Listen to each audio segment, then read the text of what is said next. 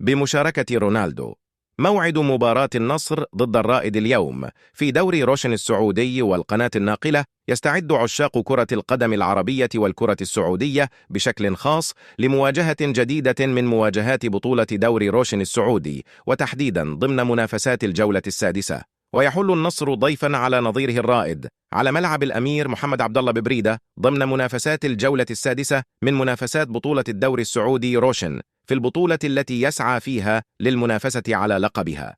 ومن المقرر أن تقام المباراة اليوم السبت 16 سبتمبر 2023 على استاد الأمير محمد عبد الله ببريدة في إطار الجولة السادسة من منافسات دوري روشن السعودي، في تمام الساعة 6 مساء بتوقيت القاهرة ومكة المكرمة، 7 مساء بتوقيت الإمارات العربية المتحدة.